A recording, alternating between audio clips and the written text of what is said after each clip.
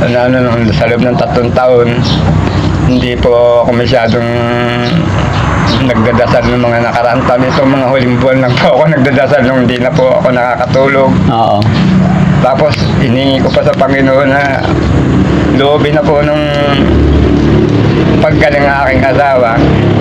Kahit po sa anong paraan, alam ko kung walang imposible, gagaling po ang asawa ko. Basta wala pong imposible sa Panginoon. Ngunit nung dumating na po yung response ng Panginoon sa akin, napakarami po nung tumulong na hindi ko po inaasahan. Hindi ko po inaasahan yung mga tulong na biglang dumating. Kaya may Panginoon po talaga. Marami po salamat. Marami po salamat. May umaga na parang wala ng pag-asa, gabi na di mo alam kung saan kakapit, ngunit may tinig. Tama po yun, Tay. Alam mo, Tay, ikaw ang susundin ng mga anak mo. Napaka-powerful ang padre de pamilya. Kaya nga po sa'yo ako nagtatanong kung ano po ang plano mo. Gusto ko. Kasi alam mo, Tay, isipin mo ha, 3 years kang nawala, pero sa'yo pa rin sila naniniwala, sumasang-ayon. Opo. Kaysa sa amin, di ba? Hindi basta-basta. Di ba? Opo. Ang kagandahan lang, nandyan, susuporta kami sa inyo. Opo. Maraming po salamat. Kasi nga po, nagpakalayo-layo ako nung time na yan kasi ang pangarap ko nga pa sa kanila, may tuloy yung pag-aaral nila hanggang kaya ko. Eh, akala ko naman magtutuloy-tuloy kasi 2 years nga yung mabuti kong pagpapadala, nabitin ako ng huling taon. Kaya, nung malaman ko nga na hindi na pumasok ang dalawa at saka kahit paano gumawa ng paraan para kumain sa araw-araw, parang sa karamdaman ko, hindi na ako masyadong bumiyahe. Parang pinagtiwala ako na sa kapatid nila na para sa akin, para matuto rin ba sila kasi medyo binata na yung nag-decision sila mag-anak buhay. Para sabi ko, parang gustong matuto, dimiskarte. Parang pinabaya ko ako naman. Hindi na ako nakapagpadala sa kanila. Palibasa nga po, iniasa ko na ngayon, nangangamasta ako sa kanila ng paminsan-minsan. Tinatanggi naman pala sa akin na sila ayos, yung pala hindi na pala ayos. Opo. Kaya ganun ang nangyari. Hindi ko akalain na ganun. Hindi ko kagustuhan ang nangyari sa mga anak ko. Sa totoo lang. Opo. Hindi ko iniisip na magutom sila ng ganun. Pero okay lang. Sa pagkakataong ito, napakalaking salamat po. Kasi yan po, dininig po ng Diyos ang mga panalangin ko. Dahil ako po, kahit ganito po ako, nananalangin naman po ako sa Panginoon. Nagsisamba po ako doon sa simbahan dyan sa bayan ng Imus. Opo. At ito po, sinapit na po namin yung biyaya na ipinadama sa amin ng pagmamahal ng Panginoon. Maraming po salamat. So, Tay, si Polybic, napa-check up nyo na. Pasikap na po. Tinulungan kayo ng barangay kamo? Barangay po ang umalala sa amin. Salamat sa barangay natin. Opo. Salamat, napakalaking bagay po. Kasi actually, yan din po yung plano ko, Tay. I-assist kayo, kaya lang nagkasunod-sunod yung schedule namin. Pero ngayon, sinamahan na kayo ng ating barangay. Thank you, Lord. Salamat sa barangay. Unang-una talaga, kailangan din talaga, di ba? Opo. Barangay ang una natin lalapitan. At salamat sa Panginoon dahil may barangay din tayong maasahan. So, ang gusto kong mangyari, dahil nasimulan na yan, tulong-tulong tayo lahat para makabangon ang lahat, no? Kaya ako, mga kababayan, nagpapasalamat din sa una kasi tumulong din dito ang DSWD. Tumulong po sila. Una, para magbigay ng bigas at saka yung nanay nila, DSWD at mga kapulisan ang tumulong para madala sa Baguio yung nanay. Ngayon, tumulong din ang barangay, inassist sila para madala sa Region 1 si Polybic. So, hinihintay na lang yung second check-up this coming April 20 para sa check-up. Sa April 20, ako na po ang sasama sa inyo, tutulungan ko kayo sa follow-up check-up ninyo. Very big thank you po. Salamat. Opo. At hindi lang yan, gaya ng sinabi ko, bukas babalik ako kasi inaayos namin yung mga ipinadala sa inyo na tulong. No? Opo. Tapos yung tumulong na isa yung sa may division, yung I mean, sino yung ano yun? Ay, kahapon po, may dumating na tulong pala sa amin. Galing sa school. Oo, to half. Yes. O sige, pasalamatan din natin tayo. Nagpapasalamat po ako dun sa mga tumulong sa amin. Kahapon po dumating po yung tulong sa amin na groceries po na may natira yung lahat pong cash na natira ibinigay po doon kay dito po sa Nagbigay din sila ng cash. Magkano naman? yung pong sumubra doon sa pinang grocery nila to. Ano yun, sa DepEd o sa school na pinagtrabahoan ng mama nyo? Sa DepEd. Okay, salamat sa DepEd. Natutuwa talaga ako na lahat tayo, kasi isang bansa, Pilipino, magkaisa sabi nila eh. 'Di ba? So, i-appreciate natin, tanggapin natin lahat ng binibigay. And then, the rest, yung kakulangan, siya naman ang gagawin ni Daddy Frankie. So, kasi I'm sure hindi tuloy-tuloy yan monthly kung kailan check up mo. Yung follow-up check up mo, doon kami papasok. Ayaw ko kasi saklawin lahat. Kasi marami pa rin tayong dapat matulungan. Na? Napakasaya ko tayo. Sige, pasalamatan nyo yung mga tumulong sa inyo magmula sa kapulisan natin dito sa San Carlos, DSWD natin, barangay natin, tapos yung mga co-teacher or DepEd na tumulong sa ano nyo. Sige tayo, Marami po salamat.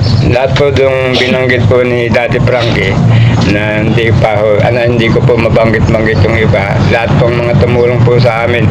Labis po at sa aming pasasalamat dahil po sa inyo. Ito po, dandaan po naging normal na po ang aming buhay. Marami pong salamat sa inyo. Hindi po natatapos ang aming pasasalamat hanggang sa huling pagkakataon na kami maging lubos ang aming kasiyahan, mabuo ang aming pamilya na ang asawa ko bilang yung isang anak ko hindi pa nakikita ni Daddy Frankie ay yun po ay lubos naming inaasahan at darating sa aming buhay maging maayos din po ang lahat. Marami pong salamat sa inyo.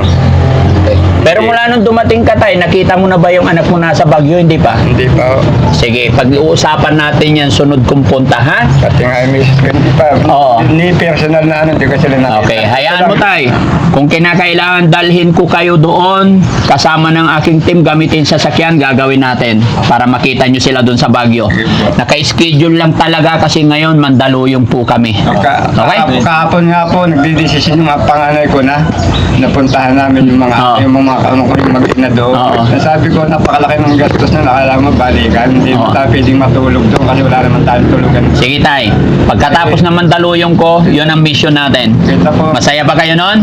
kitang-kita po nung ang laki po ang pasalamat ko sa Panginoon kasi yung mga iniisip ng anak ko, yan po ang binabanggit nyo ngayon. Yes po. Iniisip ko lahat yan, tay. Kaya lang, syempre, hindi nga po ako pwedeng pangunahan ang isang tatay. Which is, gusto kong lumabas din mismo sa bibig. Kasi kami tumutulong lang. Hindi po ba? Ang Panginoon po talaga, yung presensya ng Panginoon po sa atin, sa amin po, pinagkaloob na po. Nang una, yung mga anak ko na hindi ko sa loob ng 3 taon, hindi po ako masyadong nagdadasal ng mga nakaraang taon. Itong mga huling buwan lang po ako nagdadasal nung hindi na po ako nakakatulog. Oo. Tapos hiningi ko pa sa Panginoon na loobin na po ng paggaling ng aking asawa. Kahit po sa anong paraan, anong ko kung walang imposible, gagaling po ang asawa ko. Basta wala pong imposible sa Panginoon. Ngunit nung dumating na po yung response ng Panginoon sa akin, napakarami po nung tumulong na hindi ko po inaasahan. Hindi ko po inaasahan yung mga tulong na biglang dumating. Kaya may Panginoon po talaga. Marami po salamat. Marami po salamat. Pinatunayan niyo po sa akin na may Panginoon. Opo. Bigla niyo po kami sinagip na hindi ko biglang inaasahan. Marami po salamat. Okay. Si Aljon naman. Aljon, ano naman ang masasabi ni Aljon sa nangyayari sa buhay ninyo ngayon? Papasalamat po kasi maraming pong pagbabago nung wala nung yung nalalaman po yung kwento po namin. Oo. Sa inyo po, nalalaman. Sa barangay, anong masasabi mo sa barangay ninyo na kasi sabi mo dati parang walang pakialam yung barangay, hindi man lang nila kayo tinatanong kung okay ba kayo, pero ngayon tinulungan nila kayo, tumulong ang barangay para mapacheck up ang kapatid mo. Anong masasabi mo sa barangay? Maraming salamat po rin sa yung mga manggagawa dyan sa barangay hall, yung mga may tungkuling Yes. tulungan kami. Kay Kapitan, salamat tayo, tsaka lahat ng barangay kagawad, thank you, no? Opo, thank you po. Tsaka yung taong barangay Tanod na siyang pumunta sa bahay namin, pasalamatan din natin, isa siya sa naging tulay, no? Opo. Lahat ng mga ginawa ni God na instrumento para matulungan kayo, pasalamatan natin. Okay? Si John Paul naman, anong masasabi ni John Paul? Maraming po ulit salamat sa mga tulong na binibigay nyo at maraming salamat po na naging papasaya nyo po ang aking papa, mga magulang, ang mga kapatid. Maraming salamat po ulit sa inyo. Si Polivic, anong masasabi ni Yun, magandang oras sa ating lahat. Salamat sa nagbigay ng tulong sa amin. Tingnan nyo na yung buhay namin. Dadaan na kami bumabangon. Dahil sa tulong nyo, yung mga tulong nyo, hindi namin inaasahan na may mga tulong na dumarating sa amin. Ganyan. Ito na kami ngayon. Maliwalas ang paligid. Kaming magkakapamilya nag-uusap-usap kami para sa future. Kasi alam ko, darating ang araw, itong pamilyang ito ang tutulong sa ating lahat sa buhay natin. Dahil ako, para sa akin, yung ginagawa ko hindi para sa sarili ko lang, para sa ating lahat kasi mahal ko ang buhay natin. Yun lang. Yun, very good. Okay, so tay, gaya ng sinabi ko, kasi pupunta kami ngayon ng Mandaluyong, mayroon ding beneficiary tayo doon. Pero pagbalik ko dito, yun, ibibigay ko sa inyo yung mga nagpaabot sa inyo ng tulong. At the same time, isiset naman natin pagpunta natin sa Baguio para makita mo yung anak mo. Magkita-kita kayo. At makita mo rin yung asawa mo. Alam ko pong matutuwa yung una ko na yung anak ko. Oh. Kasi Balikan lang kami ngayon tay, babalik din kami ngayong gabi, no? At sa ngayon, dahil alam ko marami rin kayong mga pangangailangan, hindi pa ako forma kasi nga busy ako. Ikaw na lang po tay ang bibili ko ano yung mga kailangan nyo, no? Opo. Okay, mag-iiwan ako tay ng 5,000. Opo. Tay, pasensya ka na, sa totoo lang, nung una, kaya hindi pa ako nagbigay or binibigay lahat kasi pinapakiramdaman ka namin. Opo. Kung anong plano mo, baka kasi iwanan mo kaagad yung mga anak mo pag nagbigay kami. Opo. Dahil awang-awa talaga ako sa mga anak mo. Opo. Pero bilang respeto sa isang tatay na kagaya mo, sa pagkakataong ito, nakita ko naman na seryoso ka at alam kong nagsisisi ka at alam kong tinatanggap mo yung mga pagkakamali mo. Sa pagkakataon nito, sa'yo ko iabot yung perang galing sa akin para mabili mo pa yung mga pangunahing pangangailangan mo. 5,000 tay. Marami pong salamat. Sa'yo ko inaabot kasi ikaw ang tatay. Kung noong una nag-abot kami ng pera, sa kanya inabot dahil nga, gaya ng sinabi ko, pasensya ka na, ayaw naming masayang yung mga tulong na ibibigay namin. Gusto namin mapahalagaan. Kaya nakikiramdam, even me, nakikiramdam ako kay tatay sa totoo lang. Kasi nga, sa mga naririnig natin. Pero ngayon, nagdaang araw, nakita ko na yung sacrifice ginagawa ni tatay. Kaya, salute you tatay. Magpatuloy ka po. Marami pong salamat. Wag mo pong sasayangin yung mga tulong binibigay sa inyo, mga natatanggap nyo, pahalagahan mo. Tay, ang gusto kong mangyari, yung perang dumarating sa inyo, pakaipunin nyo para makapag-isip tayo ng pagkakakitaan ninyo na hindi na kayo maghihiwa-hiwalay. Yon ang goal ng Team Daddy Frankie. Pero hindi po yan magagawa kung hindi sa pagkakaisa ninyo Nasa tulong at gabay at tulong na ating Panginoon. Kaya mag-usap-usap kayo, kumain kayo ng marami, magpakalakas kayo para mapaglabanan ninyo lalo na si John Paul para mapagtapos pag-aaral. Ha? Masyado na yata akong makata, pero pasensya na kayo. Hindi, okay lang kasi yung mga sinasabi niyo, mga tama talaga na tinatanggap namin talaga ng lubusan. Opo. Kasi yung mga sinasabi niyo, na-adapt namin lahat yung sinasabi niyo. Dahil sa sinasabi niyo, natutulungan kami. Kaya gusto din namin mapakinggan yung side niyo. Opo. Ngayon ko po napatunayan na ang anak ko po nakaka-recover na po ganda. Kasi lahat po nung sinasabi niya simula kanina, pinoobserbahan ko po. Okay na po. Opo.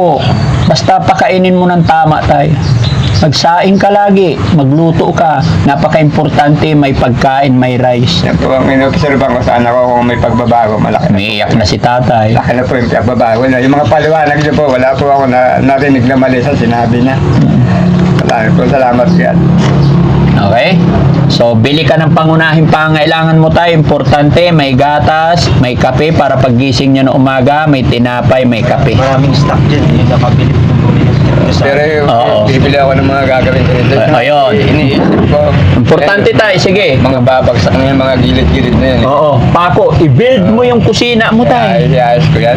Kasi gusto ko tayo, ikaw mismo kasi ikaw ang tatay eh. Kaya mo pa tayo. Kanina nga sinabi ko, kanina habang nagluluto ako, sabi ko, anak, iba talaga yung may service kasi kaming barako na hinuhulugan. Pero Oh. hindi ko pa natapusan. Nabitin na nga sa akin, hinahabol na nga sa akin. Problema, na-stuck yun dun sa, sa Cavite. Dahil hindi ko naman ginamit, dahil bumibiyaya ako, na-stuck yun dun. Ngayon, bala kong ibalik dito, nung bini-start ko na, hindi na siya gumagana. Oh. Pero alam ko, madaling ayusin. Sabi ko, nung panahon mayroon tayo rito, kung nandito yung barako na iuwi ko, nakalabas na tayo dyan nung pagkatapos na natin kumain, nakalabas na tayo, bibili na tayo ng ng mga gusto kong gawin dito sa bahay. Kaso, hindi ko nga naiuwi yung motor kasi hindi nga umaandar. Ang laking bagay pala talaga kako na yung motor kako nandito para nakakagalaw tayo. Ang hirap kasi kako, lalo ngayon napakamahal ng pamasahe, balikan. Ano yun tayo? Motor na yun? Sarili mo yun? Hinulugan ko po, kinontrato ko po nung 3 taon na hulugan yun, hindi ko po natapusan yun. O, paano yun? Pag hindi pa tapos hulugan? 7 buwan pa ho ang kulang nun sa loob ng 3 taon. Ayun nga po, nung sa tagal po doon ng motor na na-stock. Tapos kinamakamusta ko rito kung may mga pumupuntang naniningil doon dahil alam kong 7 buwan pa ang kulang.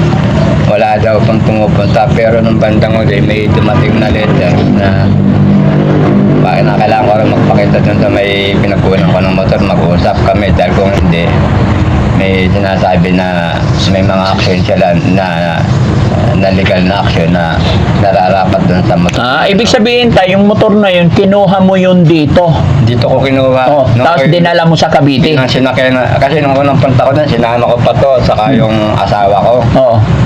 Dahil parang itinigil ko parang ng mga 3 linggo, 1 buwan. Ngayon, nung sabi ko, okay na nakakabiyahe na ako rito, ibinalik ko ulit silang mag-ina rito. Pero naiwan na yung barako kasi kaya ko iniwanan din yung barako. Hindi ko yung guide na pabalik dito, hindi ko kabisado. Ilang taon na yung motor na yun tayo? Mula nung kinuha mo? 2020 yun eh.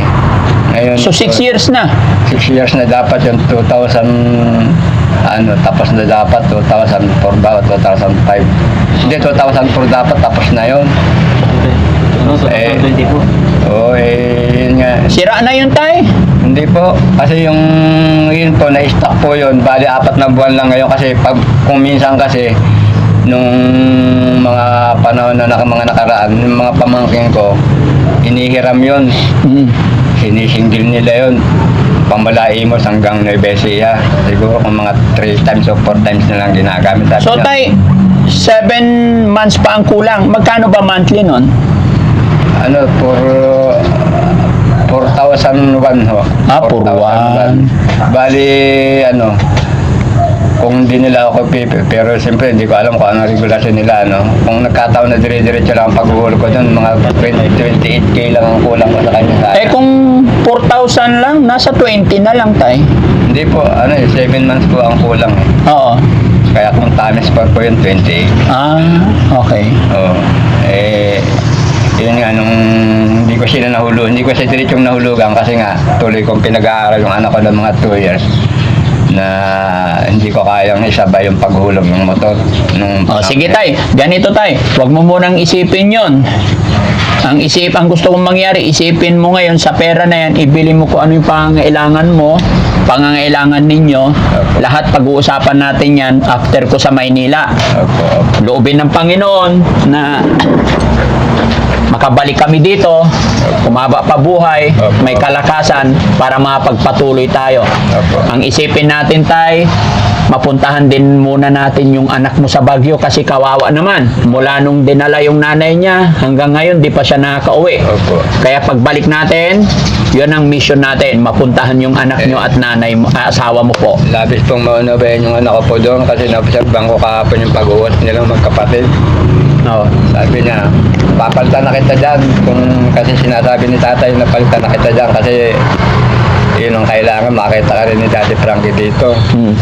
Eh sabi daw ng kapatid, tapos may binanggit siya kasi gusto ko rin palitan kita dahil sa kahit mga 10 araw lang na nandyan ako, makabalik ako rito. Aatin daw siya nung, ano ba sinasabi mo, aatinan mo? Yung ano? Yung summer blast, baka mo yun? Event, takot ko nga rin. Oo. Sabi ni RJ, baka patapusin mo yun daw kaya. Ngayon, ang sinabi ng kapatid, RJ, yung kapatid nyo nandoon. Okay. Ang sabi ng kapatid, huwag ka na munang pumunta dito. Diretsuhin ko na itong pagbabantay kay nanay. Importante yung sinasabi mong umatin ka dun sa atinan mo. Sige. Alam ko, hindi pa natin alam kung hanggang kailan siya doon. Pero pinakamaganda doon para lumakas din ang kalooban niya, katawan niya, kahit sabihin natin tayo na napakabait, maunawain, kung nandoon siya walang pera, walang pagkain, kagaya na nangyari sa dalawa, hihina at hihina. Maraming po salamat God kasi yung binabanggit niya na wala siyang pera, walang pagkain, meron po overseas worker daw nagpadala sa kanya ng ano doon, tulong. O di maganda. Sabi ko, hindi ko alam kung magkano yung binigay sa akin. 4,000. Okay, dahil padala Galing ng daw sa Israel. Yan po naman po yan po ang binabanggit niya, may nagpadala nito ng katulong.